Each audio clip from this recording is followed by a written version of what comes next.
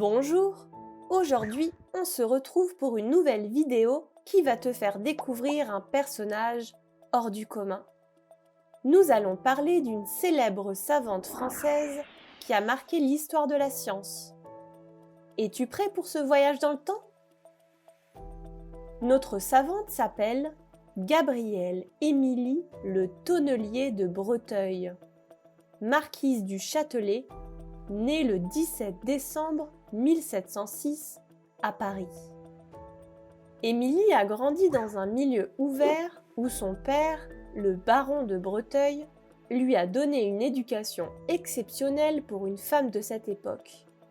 Et oui, jusqu'à il n'y a pas si longtemps, très peu de filles avaient la chance de faire des études et elles devaient souvent se concentrer sur l'entretien du foyer.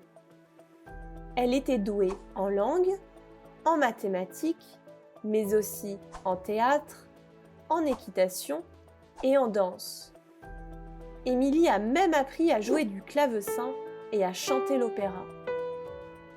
Les sciences restent la première passion d'Émilie, une passion suscitée par l'échange intellectuel avec les plus grands penseurs de son temps et son extraordinaire capacité de travail.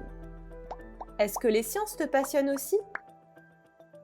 Émilie se passionne pour la physique et étudie les travaux théoriques de Leibniz, le scientifique et philosophe allemand, sur l'énergie cinétique, longtemps nommée force vive.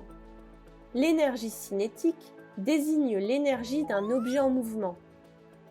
Cette énergie est liée à la masse de l'objet et à sa vitesse. Autrement dit, plus la vitesse et la masse de l'objet sont importantes, plus son énergie cinétique est élevée. Émilie du Châtelet réussit à prouver les travaux de Leibniz dans son château en montrant que plus une bille de plomb est lâchée d'une hauteur importante, plus elle s'enfonce dans l'argile en atterrissant. Elle a également joué un rôle important dans la diffusion en Europe des idées de Newton sur la gravité suite à sa rencontre avec le célèbre philosophe Voltaire. Tous les deux ont réussi à simplifier les travaux du savant anglais pour que tout le monde les comprenne. Elle sera ainsi reconnue pour sa traduction en français des Principia Mathematica de Newton, sous le titre Principes mathématiques de la philosophie naturelle, qui est encore utilisé aujourd'hui. Ce livre de Newton contient les lois fondamentales de la mécanique. Cette science étudie le mouvement d'un objet et l'ensemble des forces appliquées sur ce dernier durant son mouvement. Il contient aussi la loi de l'attraction entre les objets, appelée loi de gravitation. Émilie participe au concours de l'Académie royale des sciences à Paris en 1737 qui porte sur le feu. Elle rédige un ouvrage de 139 pages sur le sujet.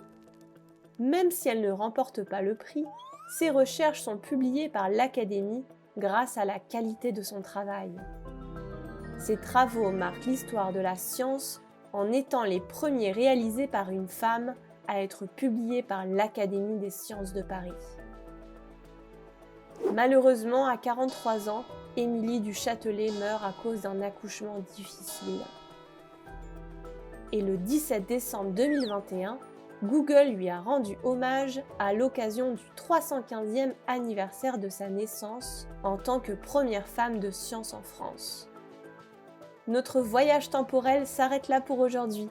À bientôt pour découvrir d'illustres scientifiques françaises et français.